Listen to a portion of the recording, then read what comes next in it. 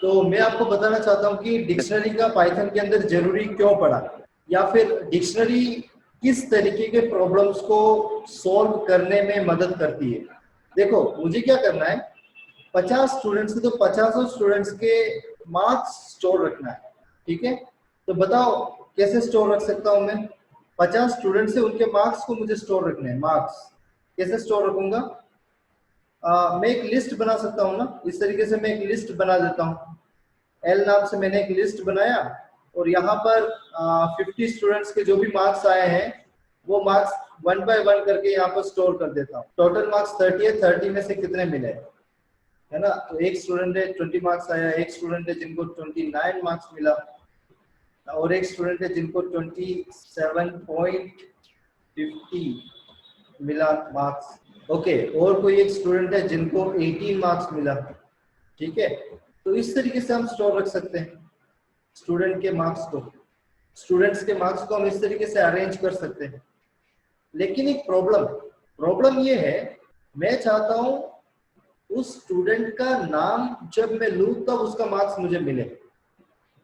अभी अगर मुझे इनमें से कोई भी मार्क्स देखना है तो मुझे कैसे लिखना पड़ेगा? मुझे पहले लिखना पड़ेगा एल, जो कि वेरिएबल है, और उसके आगे यहाँ पर कोई इंडेक्स नंबर देना होगा। सही है ना?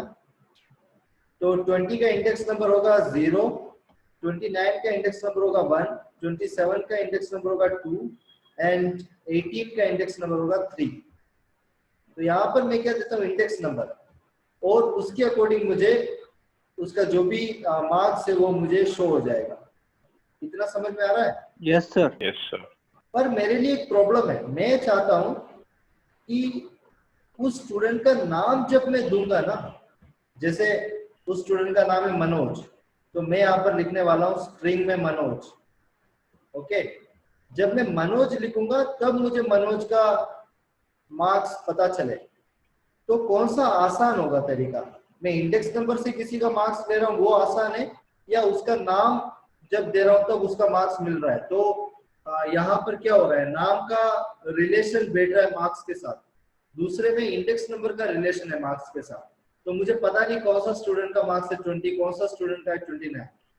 लेकिन अगर मेरे पास कोई ऐसा तरीका होता जिससे मैं उसका सीधे नाम या मेंशन कर दूं और उसका मार्क्स मुझे पता चल जाए, तो आपको कौन सा तरीका आसान लग रहा है, इंडेक्स नंबर वाला या नाम वाला? नाम से मार्क्स पता नेम वाला। नेम वाला, है ना। तो इसीलिए आया है डिक्शनरी। तो डिक्शनरी का क्या कंसेप्ट है, यहाँ देखो। आप क्या करोगे, कोई भी एक वेरिएबल बनाओ। मैंने यहाँ पर वेरिएबल बनाया D1 नाम से। ओके, और इसके अंदर आपको क्या करना होता है, कर्ली ब्रैकेट्स, है ना, जिन्हें हम ब्रेसेस कहते हैं, कर्ली ब्रैकेट से ओपन करना है, कर्ली ब्रैकेट से ही क्लोज करना है, और उसके अंदर आपको कुछ इस तरीके से डेटा देना है। तो यहाँ पर की1 और वैल्यू1 मिला करके मेरा पहला डेटा हुआ, उस वैसे ही की2 और वैल्यू2 मिला करके मेरा दूसरा डेटा हुआ। तो यहाँ पर मैं क्या करूंगा, की के जगह नाम लिखूंगा। जैसे मैं यहाँ पर लिख दूंगा मनोज, और उसका जो भी मार्क्स है, जैसे उसका मार्क्स है अगर 20 तो वो मैं यहाँ मेंशन करूंगा। उसके बाद मैं दूसरा स्टूडेंट का नाम लिखूंगा, जैसे अनिल, और अनिल के क्या मार्क्स आए हैं 29, तो वो फिर मैं यहाँ मेंशन करूंगा। समझ रहे हो? इस तरीके से डिक्शनरी के अंदर डेटा को मेंशन की जाती है ना। और यहाँ पर जैसे ये मनोज, अनिल जो मैंने लिखा, इन्हें की कहा जाएगा, की, और 20, 29 जो मैं यहाँ लिख रहा हूँ, इन्हें वैल्यूज माना जाएगा। ओके, तो अब अगर मुझे देखना है कि मनोज के कितने मार्क्स आए हैं, तो मैं क्या करूंगा, मैं यहाँ पर इस तरीके से लिखूंगा D1 और स्क्वायर ब्रैकेट्स के अंदर की मेंशन करूंगा। किसका मार्क्स आप देखना चाहते हो? मनोज का। और जैसे ही मैं D1 के साथ की मेंशन करूंगा, इसका जो भी मार्क्स है वो मुझे पाइथन रिटर्न कर देगा। ये समझ में आया इतना? Yes sir. ओके, तो यही चीज मैं पाइथन के थ्रू करके आपको बताना चाहता हूँ। मैं यहाँ एक डिक्शनरी बना रहा हूँ D1 नाम से, और इसके अंदर सबसे पहले मैं नाम लिखता हूँ जो कि होगा की, इसे की माना जाएगा। अब इसका वैल्यू कॉलन लगा करके मैं यहाँ पास करूंगा 20। ओके, तो वो स्टूडेंट का पर्टिकुलर कोई मार्क्स है।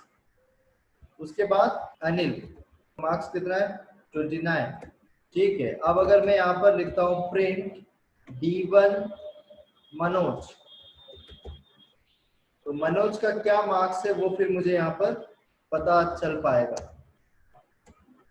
देखो यहाँ पर इसने मनोज के क्या मार्क्स है, कितने मार्क्स है यहाँ पर इसने शो कर दिया।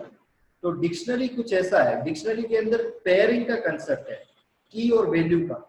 यहाँ पर मनोज जो लिखा है वो की है और उसका वैल्यू है 20, वैसे ही अनिल एक की है और उसका वैल्यू है 29। इस तरीके से मैं और भी यहाँ पर की वैल्यूज ऐड कर सकता हूँ। कॉमा दो और यहाँ पर अमित नाम लिखो, उसका भी कोई एक मार्क्स हम रैंडमली असाइन करा देते हैं 29.50। एक और नाम लिखते हैं अजय, उसका भी हम रैंडमली कोई मार्क्स असाइन कराते हैं 25।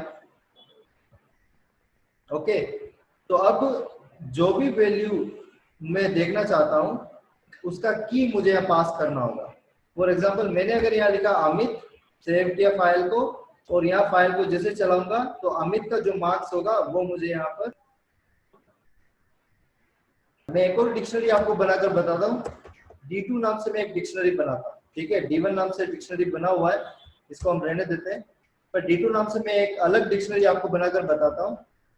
की के जगह आप कुछ भी दे सकते हो, आप इंटीजर वैल्यू भी की के जगह दे सकते हो। यहाँ पर मैं इंटीजर वैल्यू दे रहा हूँ की के लिए और वैल्यू मैं स्ट्रिंग दे सकता हूँ, str1 दे दिया, कॉमा वापिस से की 67 दे रहा हूँ, वैल्यू में कोई स्ट्रिंग दे देता हूँ, अगेन str2। इस बार मैं क्या करता हूँ, की स्ट्रिंग देता हूँ, है ना, ये है मेरा की, मतलब की के जगह में स्ट्रिंग दे देता हूँ 45।